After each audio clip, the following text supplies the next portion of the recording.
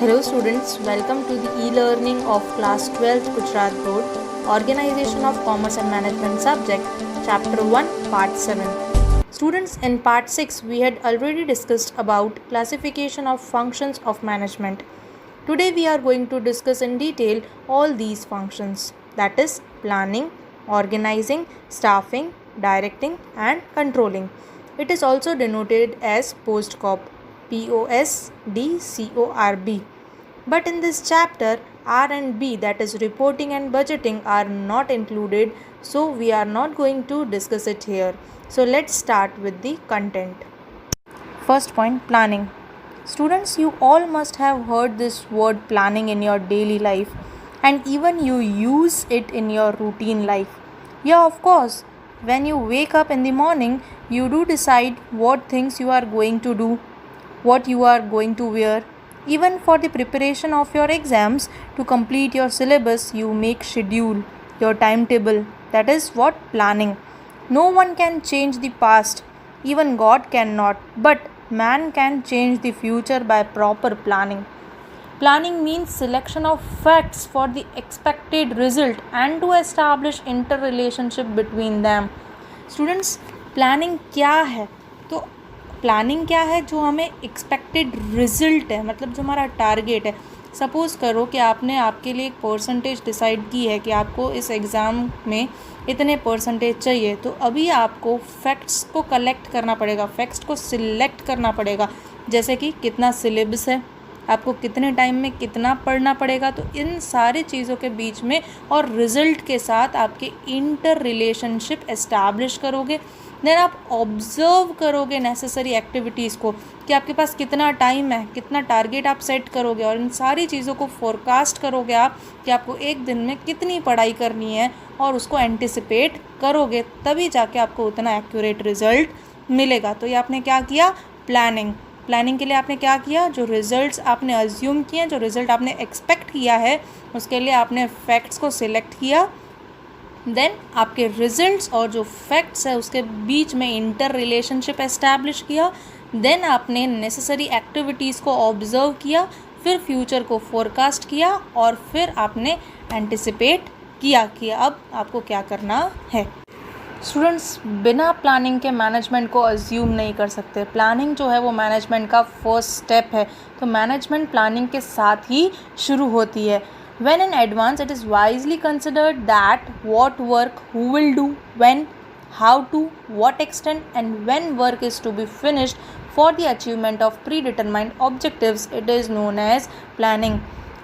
ये पहले से ही प्लानिंग करते समय, मैनेजमेंट में प्लानिंग करते समय ये पहले से ही डिसाइड कर लिया जाता है कि क्या काम होगा, कौन करेगा, कब करेगा, कैसे करेगा, और ये काम कब तक कंप्लीट हो जाना चाहिए, ताकि जो हमने बिज़नेस स्टार्ट करते समय जो ऑब्जेक्टिव सेट किए थे, जो हमारे प्री डिटरमाइंड ऑब्जेक्टिव्स हैं, हम उसको अचीव कर पाएँ. So it is known as planning. Planning means what? Planning means कि प्रेजेंट के समय में रहते ही आप फ्यूचर अज्यूम कर रहे हो कि फ्यूचर कैसा चाहिए आपको. तो planning is necessary to reduce risk and uncertainties involve in future. Future में क्या होने वाला है ये आपको पता तो नहीं है, लेकिन अगर ऐसी कोई चीज़ हो गई तो आप उसको कंट्रोल कर सको, आप उसके रिस्क को रिड्यूस कर सको. फॉर एग्जांपल, आज आप कोई प्रोडक्ट बेच रहे हैं तो आज आप उसको 10 रुपीज़ में बेच रहे हैं, लेकिन फ्यूचर में कंपटीशन आ सकता है, तो आज आप उसको 10 रुपीज़ में बेच के इतना प्रॉफिट अर्न कर रहे हैं कि जब कंपटीशन आए तो आप उसको 8 रुपीज़ में भी बेच पाएँ. तो ये क्या हुआ कि आपने पहले से ही सोच के रखा है कि कंपटीशन आएगा तो आप उसके साथ कैसे डील करोगे. तो जब आपने ये पहले से ही सोच रखा है, तो जब वो टाइम आएगा तो आप अपने रिस्क को रिड्यूस कर सकते हो ईजीली. तो due to planning all the activities of business are undertaken in a systematic manner. तो जब प्लानिंग की हुई होती है, तो जब भी ये रिस्क आता है या अनसर्टेनिटीज़ हो जाती हैं, तब हम लोग सिस्टमैटिक मैनर में बिज़नेस को संभाल सकते हैं. It therefore becomes easy to achieve objectives. तो ये ईजी हो जाता है कि हमने जो पहले से ऑब्जेक्टिव्स डिसाइड करके रखे हैं उसको अचीव करना ईजी हो जाता है. When many alternatives are found at the time of defining objectives, planning becomes useful to select the best alternative. जब आपके पास बहुत सारे ऑप्शंस होते हैं कि आप कोई भी ऑप्शन ऑप्ट कर सकते हो, जब आपने ऑब्जेक्टिव्स डिसाइड किए आपके, उस समय बहुत सारे आपके पास वेरियस अल्टरनेटिव्स होते हैं, वेरियस ऑप्शंस होते हैं. तो प्लानिंग ही आपको मदद करता है कि सारे ऑप्शंस में से आपके लिए कौन सा ऑप्शन बेस्ट है उसको आप सिलेक्ट कर पाओ।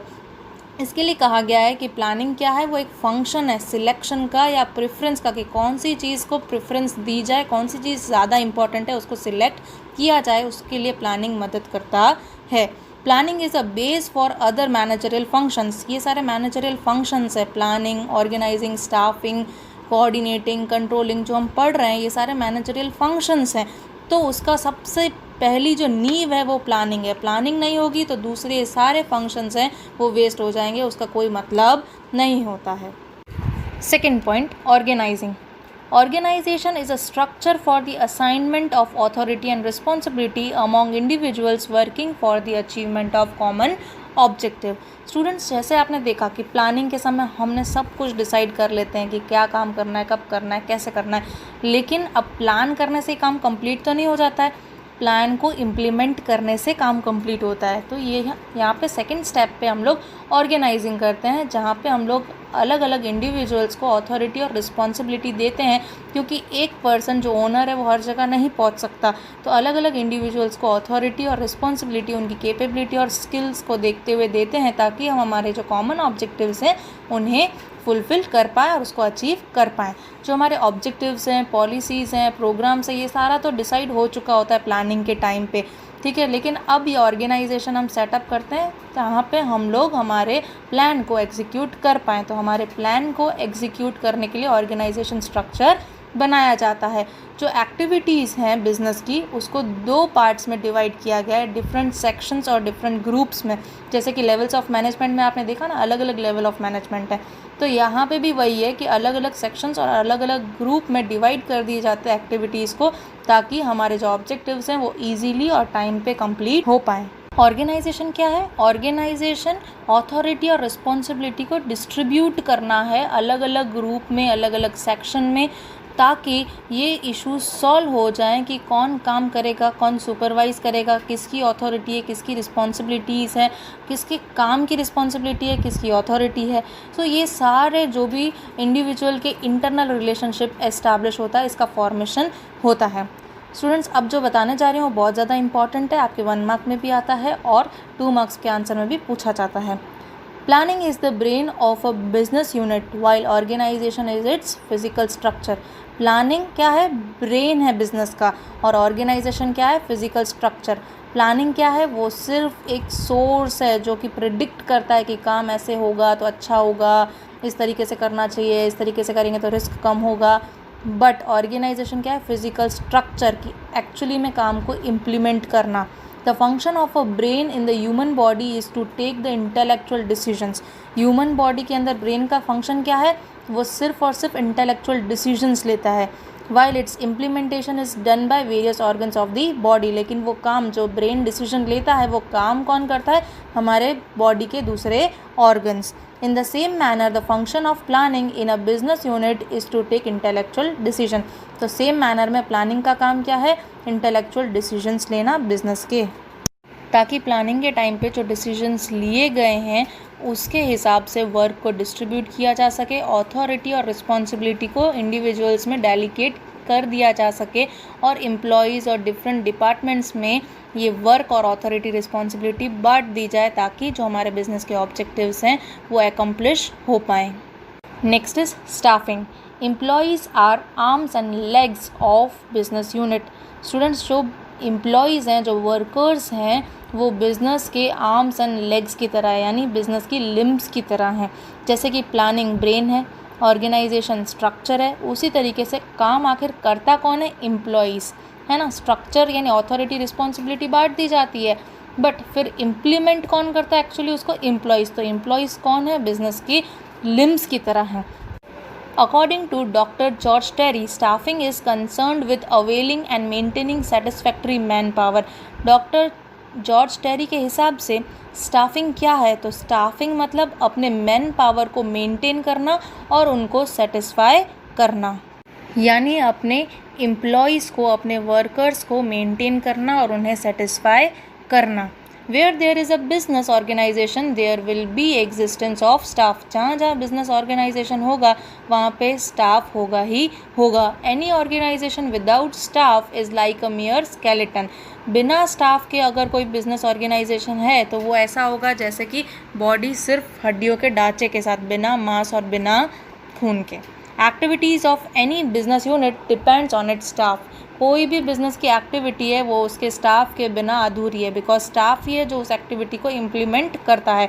तो हर बिजनेस की एक्टिविटी उसके स्टाफ पे ही डिपेंड करती है। Staffing is related with recruitment. अब स्टाफिंग करना मतलब रिक्रूट करना एम्प्लॉयज़ को राइट पोजीशन पे, राइट टाइम पे और right number with the right qualification.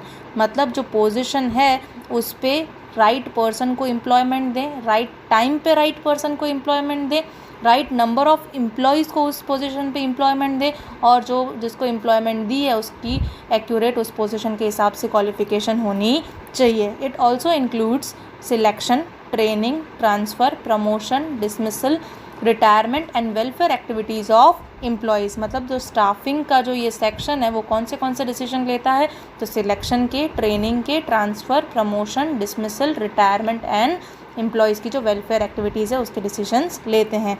Enthusiasm and zeal of employees are boosted if they are satisfied. अगर ये एम्प्लॉयज़ सेटिस्फाइड होंगे तो उनका जो एंथुसियाज्म है वो और भी बढ़ेगा और वो बिज़नेस यूनिट के लिए और अच्छे से काम करेंगे। अगर उन्हें हर टाइम पे अप्रिसिएशन मिलता रहा, उन्हें एंथुसियाज्म करा गया, उनको मोटिवेट किया गया, तो वो सेटिस्फाइड भी रहेंगे और वो बहुत अच्छा काम करेंगे जो बिज़नेस के लिए और भी प्रॉफिटेबल होगा। अगर स्टाफ मोटिवेटेड रहा, एंथुसियास्टिक रहा और उनका मोरल बढ़ गया तो क्या होगा, वो बहुत अच्छे से काम करेंगे। अगर बहुत अच्छे से काम किया तो क्या होगा, प्रोडक्टिविटी बढ़ेगी, हमारे प्रोडक्शन बढ़ेगा और हमारे ऑर्गेनाइजेशन की एफिशिएंसी जो है वो बढ़ेगी। Staffing function studies problems related to employees. जो एम्प्लॉयज़ के जो भी प्रॉब्लम्स है वो स्टाफिंग के दौरान उस प्रॉब्लम्स को स्टडी किया जाता है और उन्हें सॉल्व किया जाता है। The success of any business depends on its employee. Business की जो सक्सेस है वो उसके एम्प्लॉयज़ पे ही डिपेंड करती है। अगर एम्प्लॉयज़ अच्छे होंगे, स्किल्ड होंगे और एम्प्लॉयज़ को अगर मोटिवेटेड किया गया, मेंटेन किया गया तो वो आपके बिज़नेस को सक्सेस देंगे। फॉर एग्ज़ाम्पल, अगर आपके वर्कर्स आपके कंपनी में 5 साल से काम कर रहे हैं तो उन्हें पता है कि आपके मैनेजमेंट का कौन से पॉइंट पे क्या डिसीजन होगा, तो वो पहले से उसी हिसाब से काम करेंगे। वेयर इज़ हर साल अगर आपके वर्कर्स चेंज हो रहे हैं, आपने उसको मेंटेन नहीं किया, आपने उनको सेटिस्फाई नहीं किया और वर्कर्स चेंज हो रहे हैं, तो हर बार उनको आपको नया काम सिखाना पड़ेगा और हर बार जो टॉप लेवल मैनेजमेंट है उन पे प्रेशर बना रहेगा, तो बिज़नेस दूसरी सारी चीज़ों पे ध्यान नहीं दे पाएगा। इसके लिए अगर एम्प्लॉयज़ अगर उसके अच्छे होते हैं तो बिज़नेस भी अच्छा होता है। अगर एम्प्लॉयज़ मेंटेन्ड और एंथुसियास्टिक रहते हैं तो जो बिज़नेस है वो भी सक्सेसफुल रहता है। At present, staffing also includes manpower planning, human resource development, evaluation of work, job analysis, etc. At present, staffing करते समय ये सारी चीज़ों को ध्यान दिया जाता है। मैन पावर प्लानिंग कि आप कैसी पे स्केल दोगे, आप उनको कौन से वेलफेयर स्कीम्स दोगे वगैरह। ह्यूमन रिसोर्स डेवलपमेंट, उनके हेल्थ का ध्यान रखना, उनके लिए इंश्योरेंस करवाना।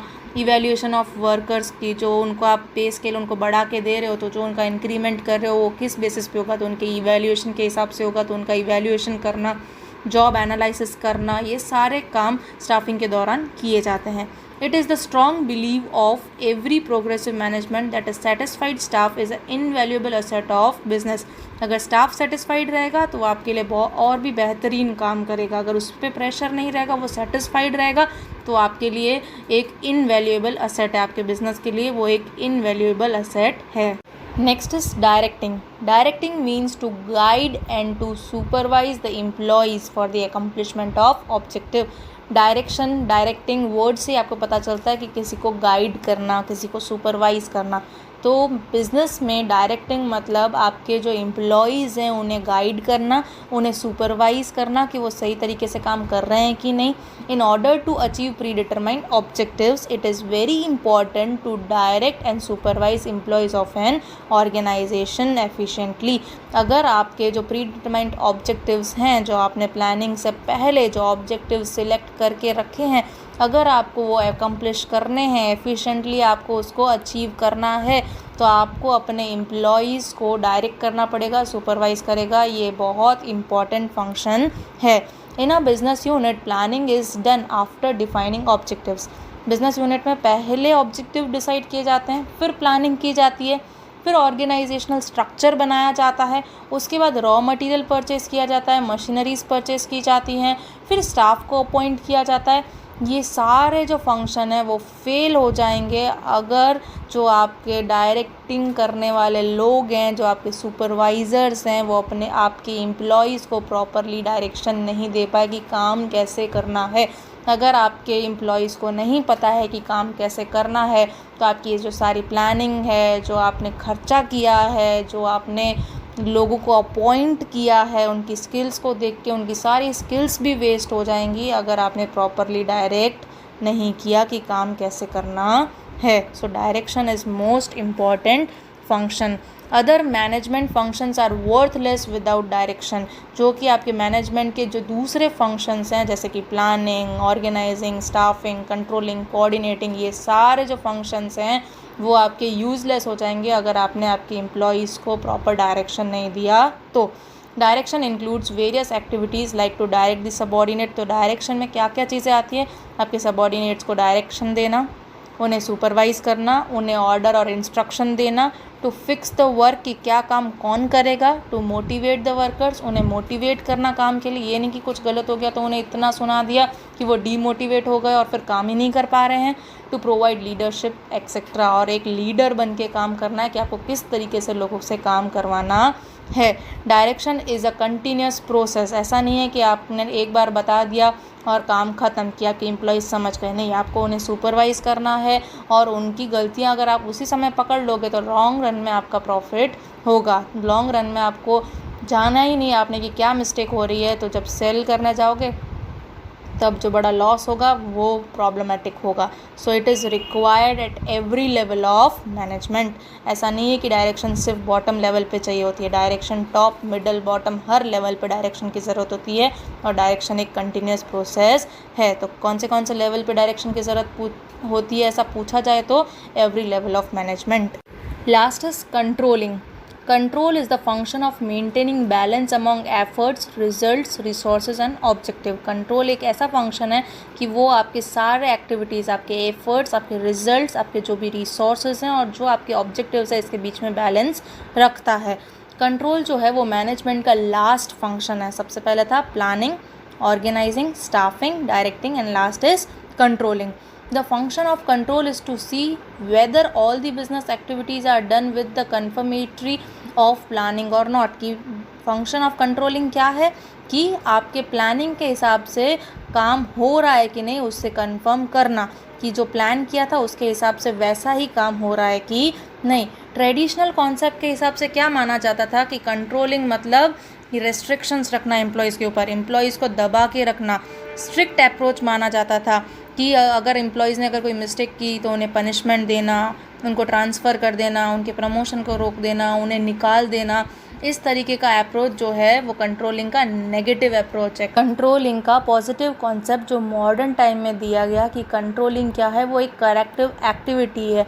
क्योंकि जो फंक्शन ऑफ कंट्रोलिंग है उसका मतलब ये नहीं है कि रिस्ट्रिक्ट करना एक्टिविटीज़ को, बट लोगों को सही डायरेक्शन देना, राइट डायरेक्शन देना राइट टाइम पे।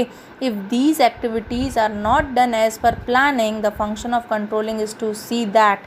अगर प्लानिंग के हिसाब से काम नहीं हो रहा है तो कंट्रोलिंग का काम वही ऑब्जर्व करना है कि प्लानिंग के हिसाब से हो रहा है कि नहीं, और हो रहा है तो उस एरर्स को उसी टाइम रेक्टिफाई करना। The function of controlling is to see that mistakes made in past are not repeated in future. कि जो भी पास्ट में मिस्टेक हो गई है वो फ्यूचर में रिपीट ना हो, ये देखना कंट्रोलिंग का काम है। So students, I hope the content was descriptive enough and you all understood it properly. Thank you. Stay tuned. Stay healthy.